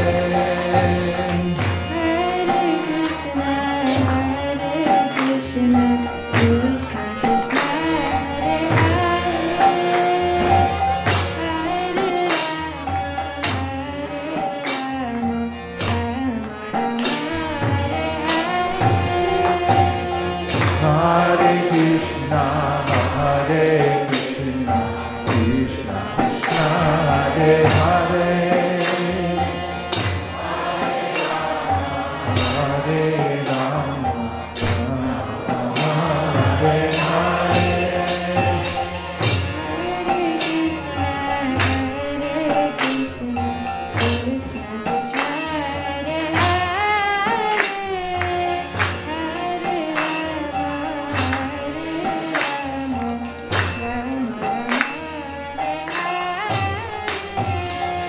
Hare Krishna, Krishna Hare Hare, Hare Rama.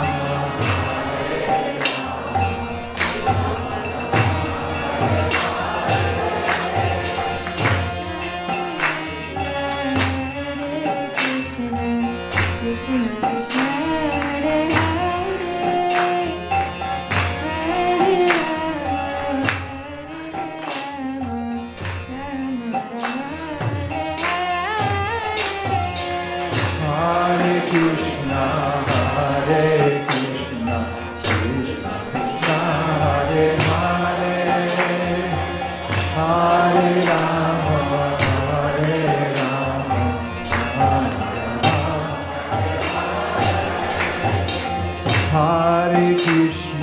Hare Krishna, Krishna Krishna, Hare Hare, Hare Rama, Rama Rama, Hare Hare.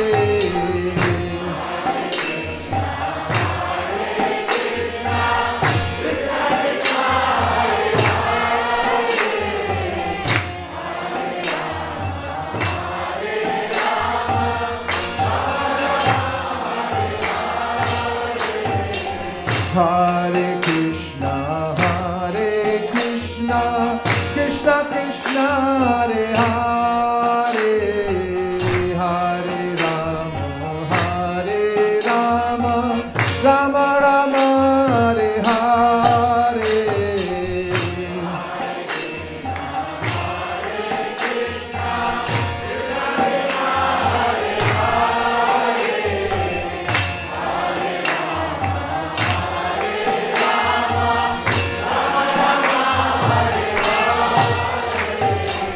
Hare Krishna, Krishna Krishna, Hare Hare, Hare Rama, Rama Rama, Hare Hare.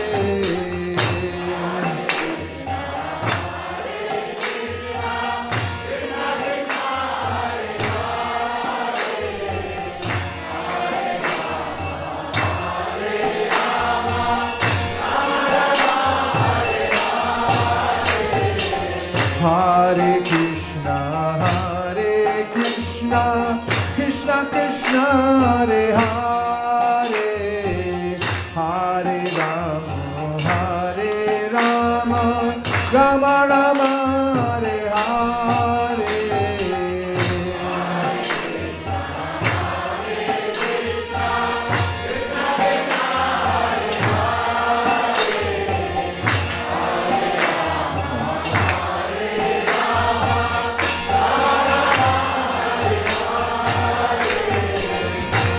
Hare Krishna, Hare Krishna, Krishna Krishna, Hare Hare, Hare Rama, Hare Rama, Rama Rama, Hare Hare.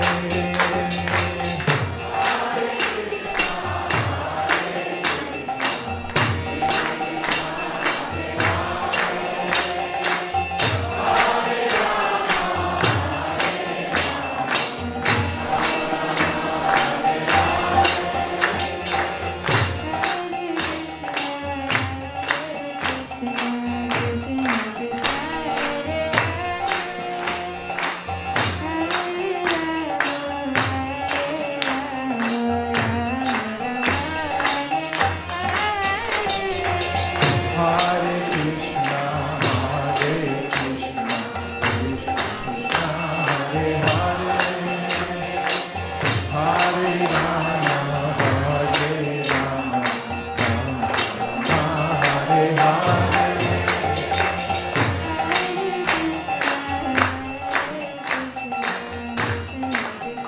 Hare Rama, Rama Hare Hare.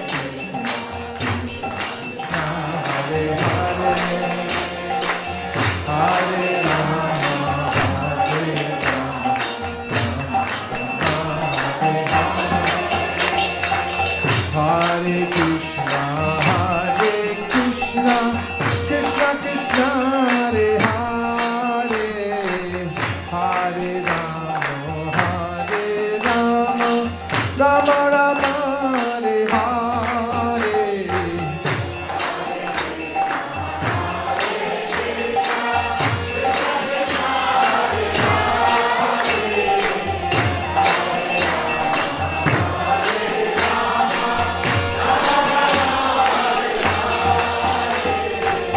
Hare Krishna, Hare Krishna, Krishna Krishna, Hare Hare, Hare Rama, Hare Rama, Rama Rama, Hare Hare.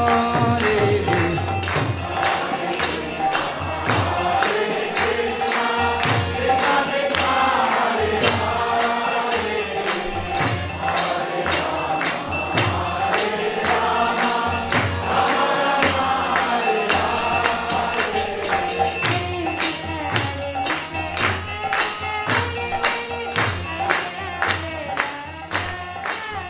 Hare Hare. Krishna, Hare Krishna, Krishna Krishna, Hare Hare, Hare Rama, Rama Rama, Hare Hare.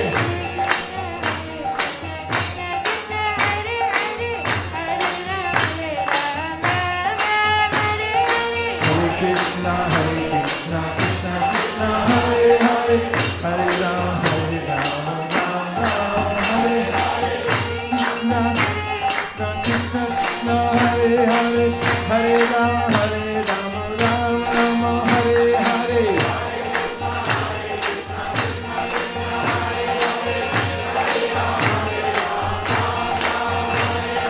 Hare Krishna, Krishna Krishna, Hare Hare, Hare Rama, Rama Rama, Hare Hare.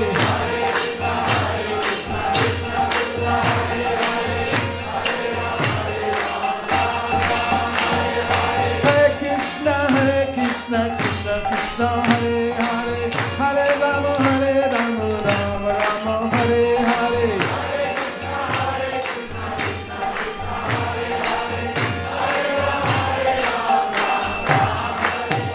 Hare Krishna, Krishna Krishna, Hare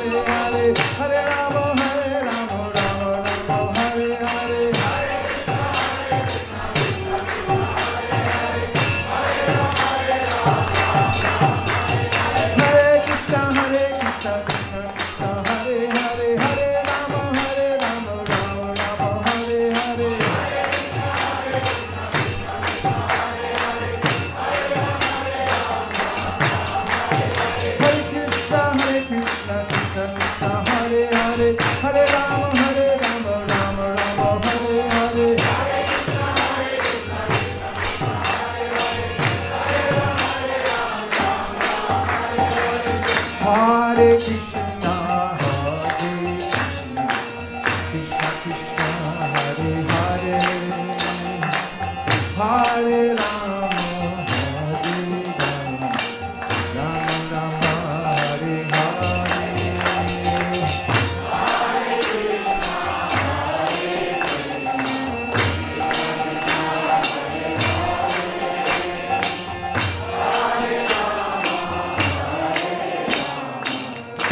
Rama Rama, Hare Hare.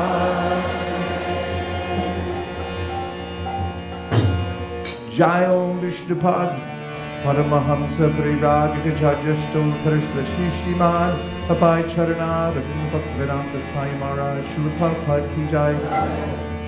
Jai Om Vishnupad, Paramahamsa Parivrajakacharya Stoltarishva Shishiman, Srila Bhakti Siddhanta Saraswati Gosai Maharaj Ki Jai. Ananta Koti Vaishnavani Ki Jai, Namacharya Srila Haridas Thakur Ki Jai. Prem Gaho Shri Krishna Chaitanya, Prabhu Nityananda, Sri Advaita Gadadhara Shivasari Gaur Bhaktivinoda Ki Jai. Shri Shri Radha Krishna Gopavina Shyamakund Radhakund Giri Govardhan Ki Jai. Shri Vrindavan Dham Ki Jai. Shri Mayapur Navadip Dham Ki Jai. Shri Jagannath Puri Dham Ki Jai. Tulsi Devi Bhakti Devi Ki Jai. Chamuna Devi Ganga Devi Ki Jai.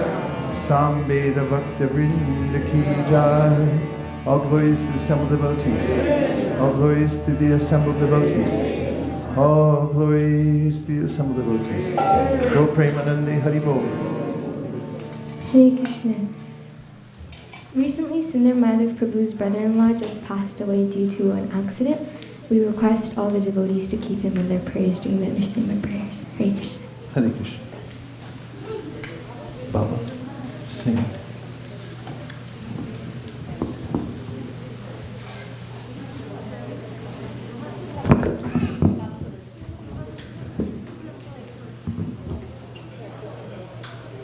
Dear Shri Shri Lakshmi Nrsingadev, if you so desire, please give all protection to Hansapriya's mother.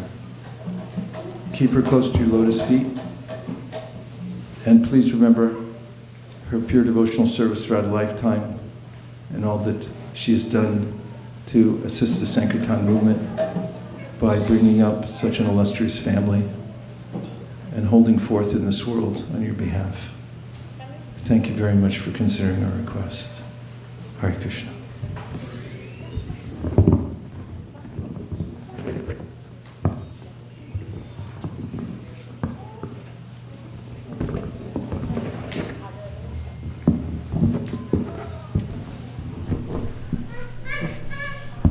Hare Krishna.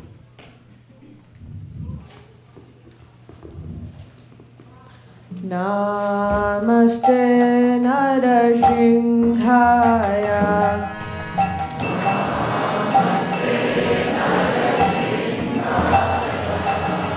Namaste Narasimhaya.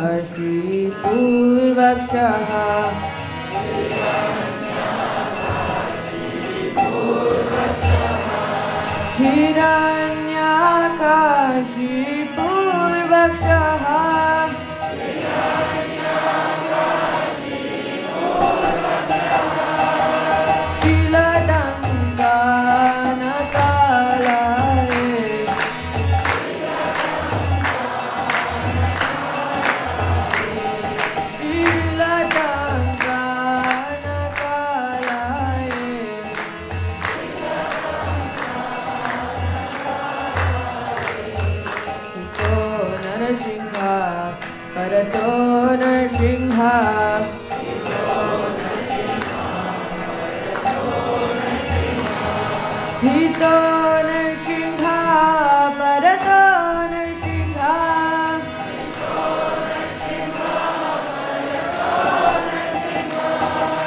Yato yato yamitado Nrsimha.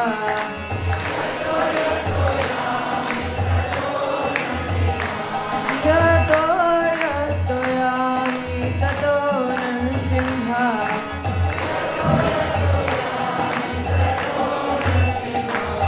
Bahir Nrsimha, Hridaye Nrsimha.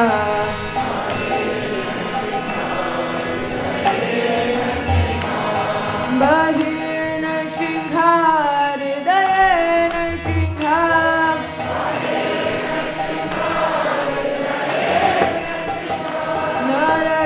Narasinghamadin Sharanam Prapade.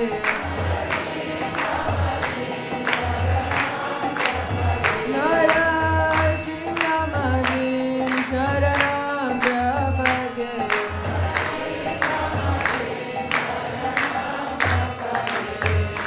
Tavakara Kamalavare Natam Adbhuta Shringa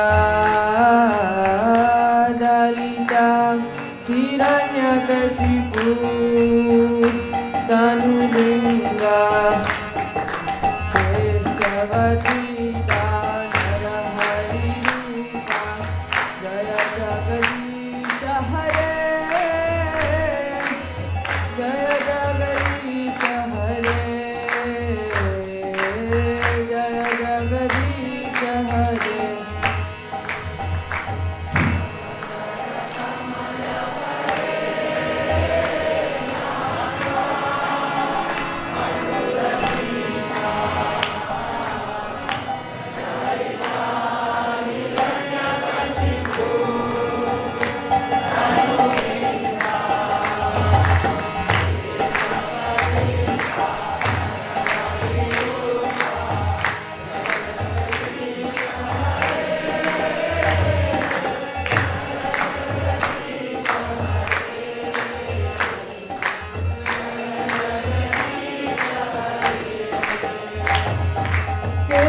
Keshavadita Narahari Rupa Jaya Jagadisha Hare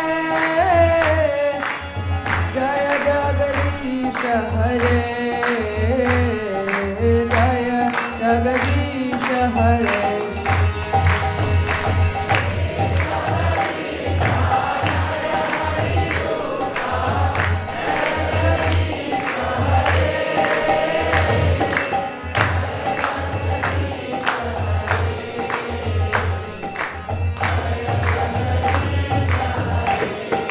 Jaya Lakshmi Narasingha Jaya Narahari Jaya Lakshmi Narasingha Jaya Narahari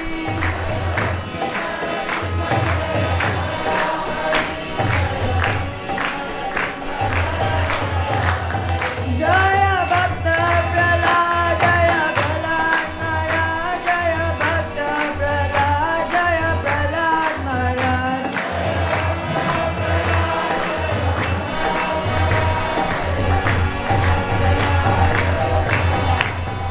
Jaya Prabhupada Jaya Prabhupada Jaya Prabhupada Jaya Prabhupada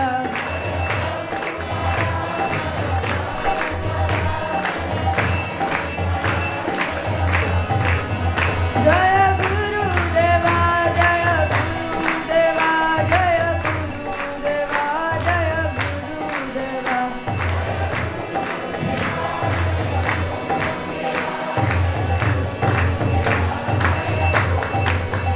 Nitai Gaura Hari Bo Hari Bo Hari Bo Nitai Gaura Hari Bo.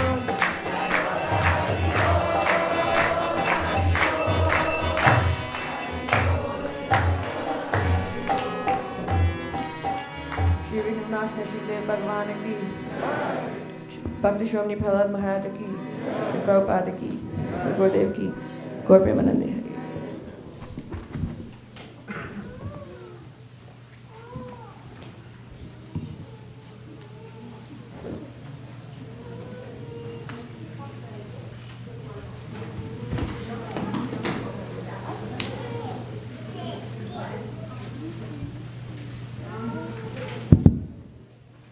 Hare Krishna, Hare Krishna, Krishna Krishna, Hare Hare, Hare Rama, Hare Rama, Rama Rama, Hare Hare. Hare Krishna, everybody. Thank you for choosing to spend your evening here at ISKCON of Silicon Valley. It really means the world to us to have your association. First, we'd like to thank Vaisesika Maharaj for giving the amazing class on boxing with your mind.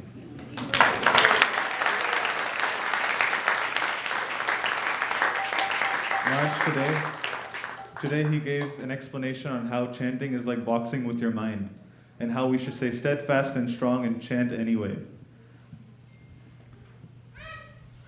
We'd also like to thank Vaisesika Prabhu for leading us through the Arti and also Sadhu Vrindavan Prabhu for singing the Narsingha prayers.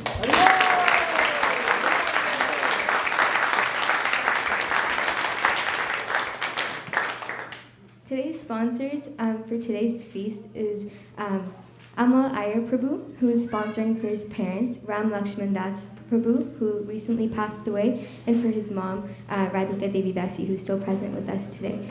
Amal Iyer Prabhu, if you'd like to come up, would you like to say a few words?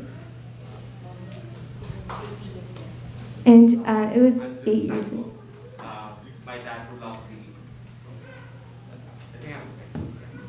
Thank you for having us. Thank you. Thank you so much.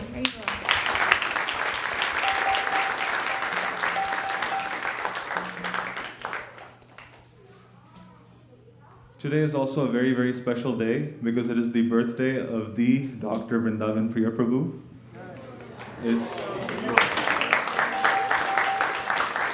Vrindavan Priya Prabhu here? Okay. Vrindavan Priya Prabhu, if you're listening, we wish you a very happy birthday. And just to say a couple of things about Vrindavan Priya Prabhu, if you all don't know him, he used to, whenever he was here, he used to make announcements, and he has the absolute best way of speaking to the audience, especially because it's so impromptu, and all of the devotees always laugh when he calls kids up and asks them about their birthday and what's so special about it. So, happy birthday, Prabhu, if you're listening.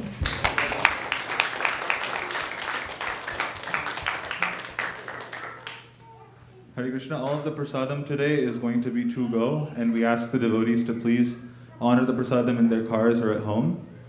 And thank you for joining us today. Now Avantika will announce the cooks. Hare Krishna, today's prashadam is cooked by Ananda Mataji, Anuradha Mataji, Divyanand Prabhu, Gopi Priya Mataji, and Shama Karna Mataji.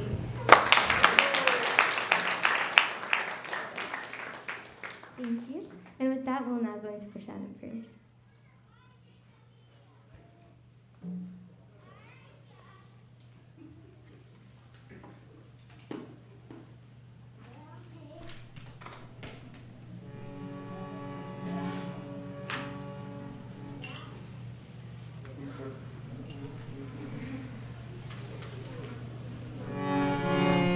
These verses that were written in Bengali by Bhaktivinoda Thakur describe how by taking the remnants of Lord Krishna's food, that means here in the Bhakti community, when cooking, the devotees think about pleasing Krishna's senses and they cook for him. And then they offer it with love and devotion, as Krishna recommends in the Bhagavad Gita we do. And afterwards, the food that's left is called prasadam, or the grace or mercy of the Lord. So Bhaktivinoda Thakur in the song is saying, and normally it's very difficult to control the tongue. However, Krishna is so kind that he's given us prasadam. So just by honoring a little prasadam, the tongue becomes satisfied and we think of Krishna and we get his grace. Sharidati Jaja Jotendriya Kahita Jive Pele Dishaya Satode Karmati Imparati Lobo Moisi Sumati Taki Jeta Taki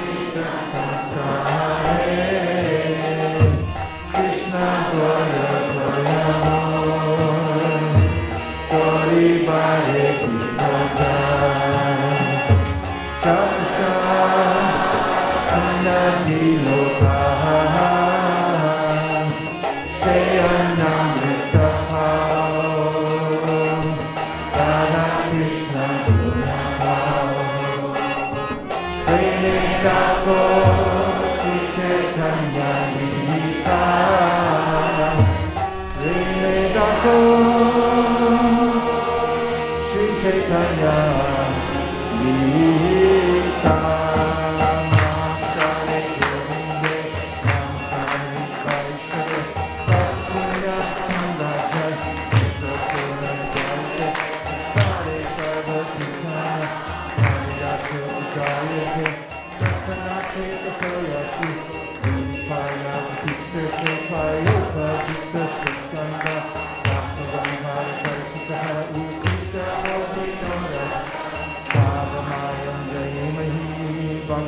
Shri Mahaprashadiki Goda Premanande Nitai Goda Hari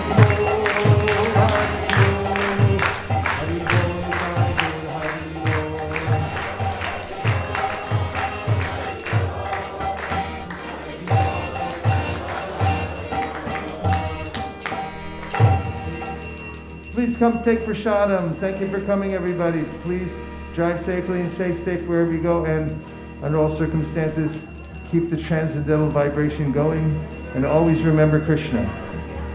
The letters for that are ARK, A-R-K. Everyone say ARK. 2 times. 3 times. That's right, always remember Krishna. Gaur Premanande. Vanchakalpataruscha kripasanebeva patitanam pavanebhyo Vaishnavebhyo namo namaha. Prashadam served right out here in the hallway.